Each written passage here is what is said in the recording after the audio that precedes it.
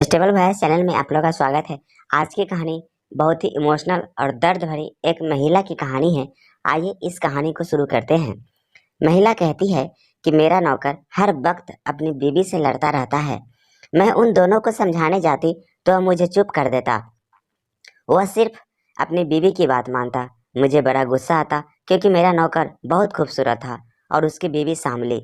मेरी शादी हो चुकी थी, मगर अब मैं अपने नौकर से शादी करना चाहते थे ताकि उसकी बीवी की सौतन बनकर इसको सबक सिखा सकूं।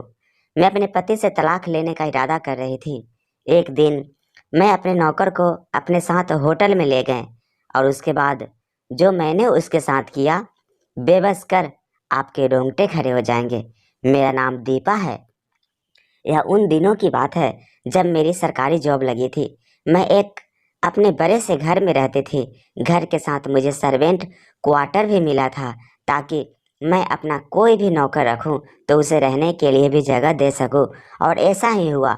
जब मैं साहिल को अपने घर नौकर फ्री के लिए रखा तो मैंने उससे कहा कि तुम अपने फैमिली को भी यहीं लेकर रहना।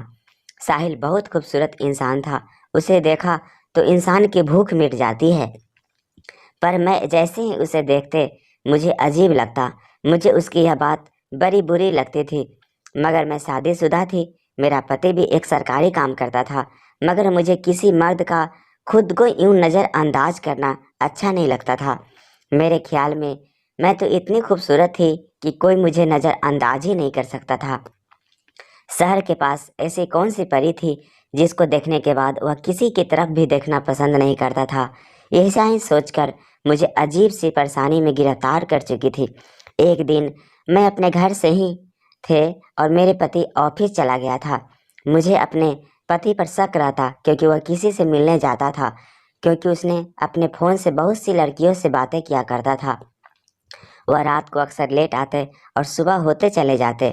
मैं इस बात से बड़ी परेशानी होती क्योंकि मेरा पति पहले तो मुझे बहुत मोहब्बत करता था, लेकिन फिर उसका रवैया मेरे साथ बदलने लगा। इसीलिए आज मैं सुबह होते ही ऑफिस के लिए निकलने लगी। मेरा ख्याल था कि आज मैं अपने पति के ऑफिस में जाऊं और हकीकत पता करूं। पर आज जैसे ही मैं अपने घर से निकले, मुझे सर्वेंट क्वार्टर से किसी की रोने की आवाज़ें आने लगी। मैं अपना सर भूलकर सर्वेंट क्वार्टर की तरफ दौड़े देखूं तो सही वहाँ क्या हो रहा है। जैसे ही मैं वहाँ पहुँची तो साहिल अपनी बीवी से लड़ रहा था, मगर मुझे देखकर चुप हो गया और अपनी बीवी की तारीफ करने लगा। वे दोनों मियाँ बीवी मुझे देखकर खड़े हो गए और बोले कि माफ़ कीजिएगा मालकिन, हम लोग ऐसे ही करते रहते हैं, मगर हम दोनों में मोहब्बत भी बहुत है, बस माफ़ करते हैं।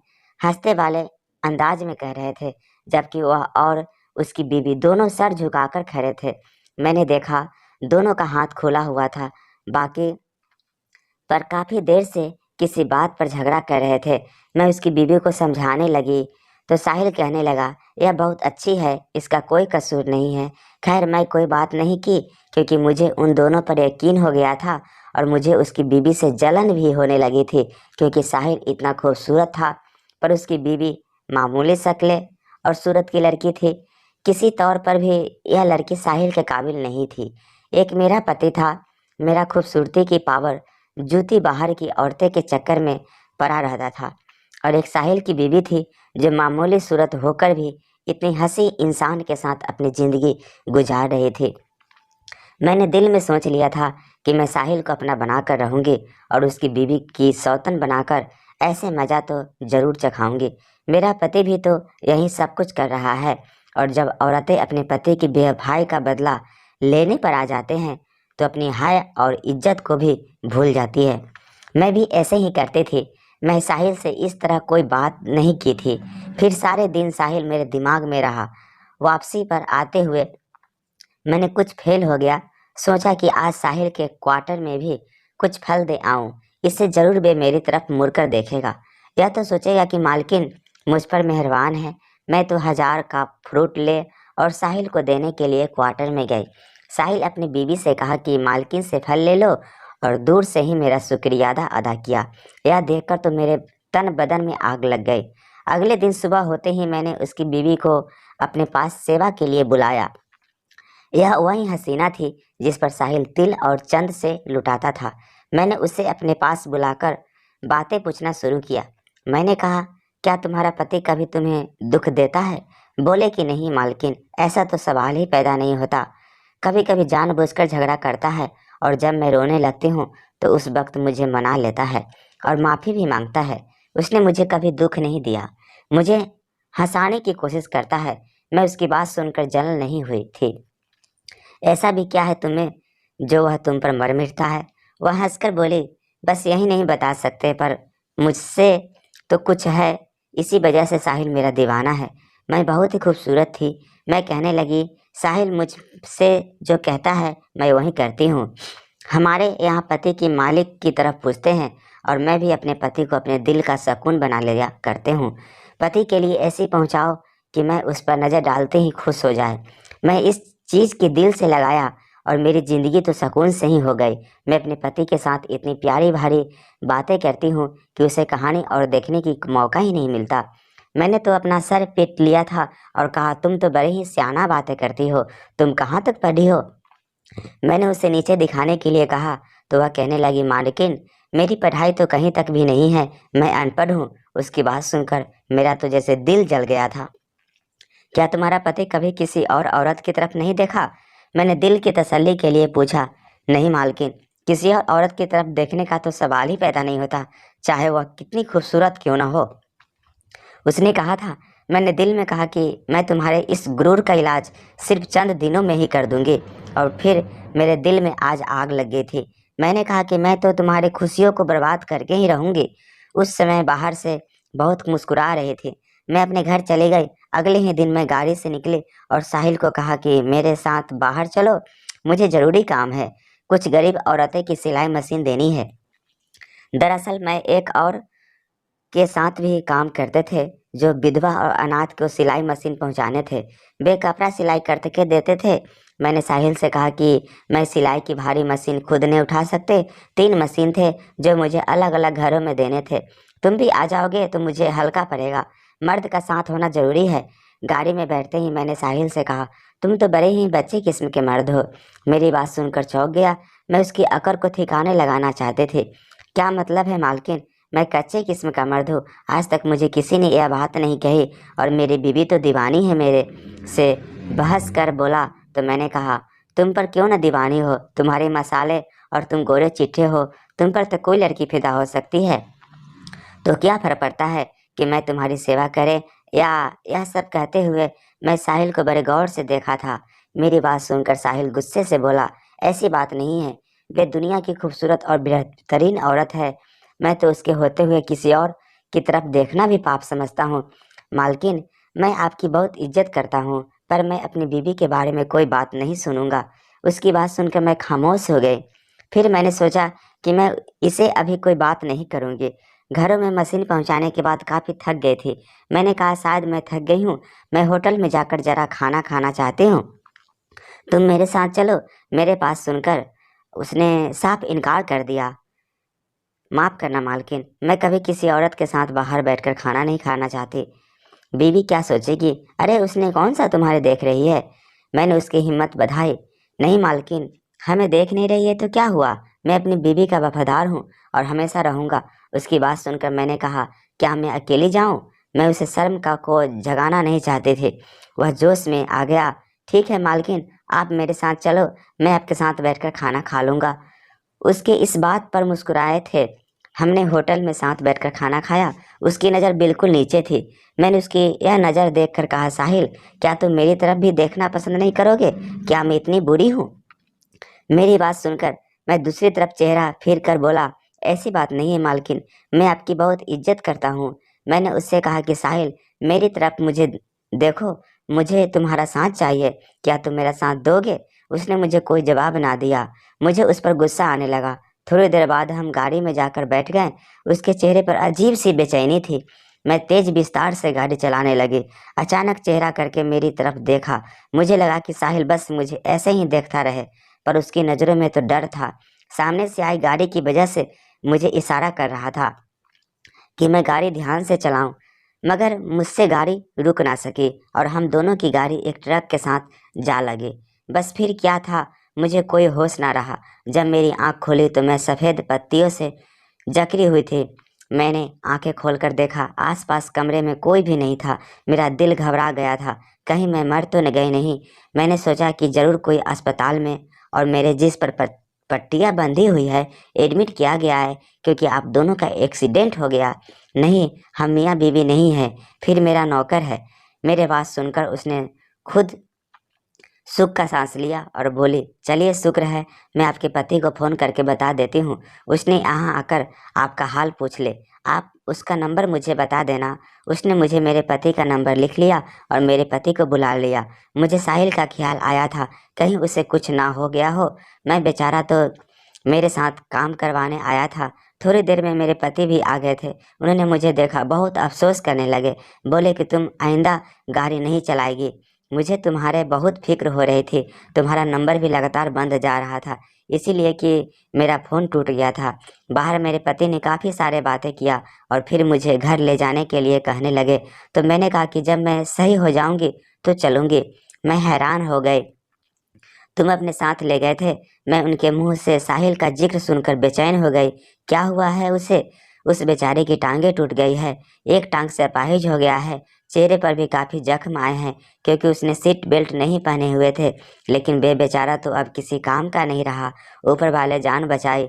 उसकी बीवी भी उसके साथ अब रहेगी या नहीं, यह कहकर मेरे पति ने मुझे भीतर से उठाया था।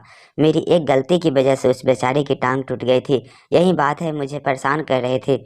हम लोग घर पहुंचे तो सबसे ज़्यादा फिक्र मुझे साहिल और उसकी बीवी की हो रही थी, क्योंकि वे लोग हमारी जिम्मेदारी थी। और अब उसके पास कोई नौकर ना होगी तो क्या करेगा। साहिल को घर लाया गया। अब वह काफ़ी बेहतर हो चुका था, पर मैं उससे बात करना चाहती थी। तकरीबन मुझे 1 महीना लग गया था। मैं पूरी तरह से ठीक हो गई तो साहिल के कमरे में चली गई। उसकी बीवी उसके पास बैठी थी। मैं देखकर हैरान रह गई कि अब वह पहले से भी ज़्यादा अपने पति का ख्याल रखने लगी थी। उसे अच्छे अच्छे खाने बनाकर मिल रही थी।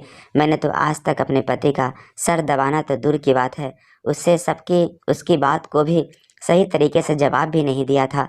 पर फिर भी मुझसे बहुत प्यार से पेश आता था, इसीलिए अपनी बीवी के बड़े जज्बाती था। मुझे देखकर बोला, मेरी बीवी मुझसे ज़्यादा दुखी है, क्योंकि वह मुझसे प्यार करती है। मैंने कहा, खाली पेट मोहब्बत से पेट नहीं भरता।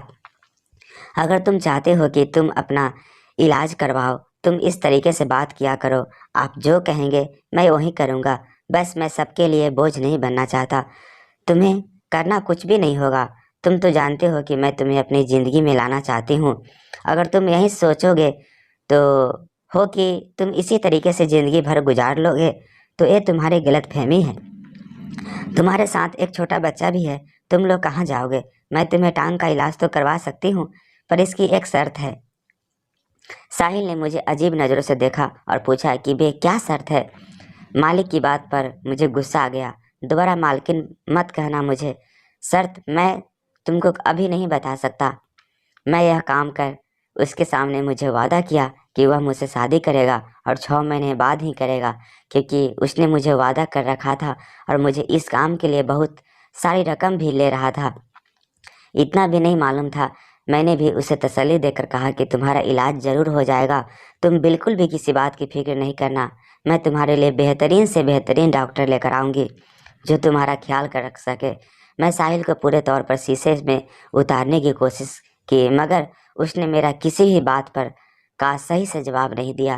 खैर, उस वक्त बहुत मजबूत था। मैं चाहता था कि किसी तरह से वे अपने बच्चे और बीवी का खर्चा संभाल सके। उसे यह भी नहीं मालूम था कि वह अपनी बीवी के तलाकनामे पर भी साइन कर चुका है। यहाँ तक कि मैं इसके इलाज के लिए बाकायदा पैसे देने शुरू कर दी है। साहिल को इलाज करवाता रहा।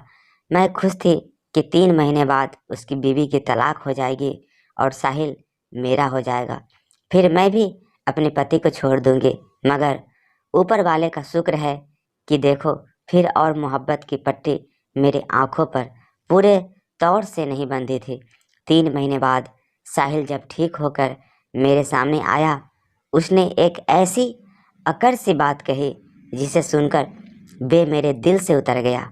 उसने जो बात कही थी, बे मैं बात तो आपके नहीं बता सकते, लेकिन हाँ, उसके अल्फाज बदल कर मैं आपको बता सकती हूँ।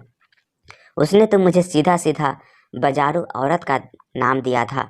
उसमें मैं जब भी सही से मिलने जाती तो बहाने से उसकी बीवी का बाहर भेज देती और फिर मैं साहिल के साथ अकेले रह जाती। मैं उठकर साहिल के पास चले जाती और उसके बहुत करीब हो जाती। साहिल मेरे नीयत को भाप गया था, पर हमेशा मुझसे दूर होने की कोशिश करता, मगर अपनी बीमारी के चलते कुछ नहीं कर पाता था। मैं बहुत मजबूत था और मैं अपनी हरकतों से बाज नहीं आए थे, बल्कि मैं मौत का मुंह देखकर आए थे। मगर फिर भी मैं साहिल के पीछे लगे हुए थे। साहिल की जगह अगर कोई और मर्द होता तो मैं कब मान चुका होता, मगर सही सच्चा और ईमानदार इंसान था। अपनी बीवी से बहुत प्यार करता था, उसे धोखा नहीं देना चाहता था, मगर वह इस वक्त मजबूर था। आज बिल्कुल ठीक था, इसीलिए बात कर मुझे अंदर से हिलाकर रख दिया था। मैं उसे सारी जिंदगी के लिए जेल भिजवा कर सकते थे, उस पर कोई इल्ज़ाम लगाकर उसे पुलिस से मरवा सकते थे, मगर मैंने ऐसा नहीं किया था, क्योंकि उसकी बात पर मुझ पर बहुत असर हुआ था। मैं खुद ही कसूरवार थे, इसीलिए मैं खामोशी से उसकी बातें सुनती रहे। कहने लगा, तुम जैसी औरतें कभी अपना घर नहीं बसा सकती, अपने पति से खुश भी नहीं होती, चाहे पति तुम्हारे लिए अपनी जान ही क्यों न देते। और मेरी बीबी जैसी हसीन तो इस दुनिया में कोई भी नहीं है। मैंने कहा, मैं तुमसे चाहती क्या थी? मैं तो तुमसे शादी करना चाहती थी, तुम्हें किसी कलर चीज़ के लिए भी नहीं तो कहा था। मैं हसीन हूँ, खूबसूरत हूँ, तो इसमें मेरा क्या कसूर है? मेरा पति कम सूरत है। मैं तुम्हें अपने पति के रूप में देखना चाहती थी, पर तुमने तो मुझे बहुत ही गिरा हुआ समझ लिया। मुझे छोटे बच्चे और उसकी बीवी का ख्याल ना होता तो मैं अपने पति से कहकर साहिल को वह हालत करवाते कि वह सारी ज़िंदगी याद रखता। पर मुझे उस पर दया भरले आने का डर भी लग रहा था। मैंने सोचा कि गलती भी मेरी थी, मैं उसे वहाँ लेकर गई थी जबकि उसकी टांगें टूटने वाला हादसा हुआ था। पर यह भी सच था कि जो कुछ होता है इंसान के नसीब में लिखा होता है। साहिल की उस बात पर मैं आज तक सुकून से सो नहीं पाई। मुझे उसकी कड़वी चली बातें हैं याद आई है। तुम एक बाजारू औरत हो, तुम कभी खुश नहीं हो सकती, अपने पति को धोखा दे सकती हो, तो मुझे क्यों नहीं? उसके बाद सही अपनी बीवी को लेकर दूसरे शहर चला गया। आज उस बात को साल गुजर गया है। मुझे उसकी बातें सोने नहीं देती, लेकिन अब मुझे समझ आ चुका है, मैं अपने पति के सिवा किसी दूसरे मर्द पर निगाह तक नहीं डालते। मुझे उसकी बातों ने सुधार दिया था और यह बात बता दिया था कि अपना पति बदसूरत हो या खूबसूरत, बीवी के लिए सबसे खूबसूरत वही होता है। कैसा लगा यह महिला की दर्द भरी कहानी? कमेंट करके ज़रूर बताएं, और आप ही चैनल पे नए हैं तो कृपया इसे लाइक शेयर और सब्सक्राइब कर लीजिए। Thank you.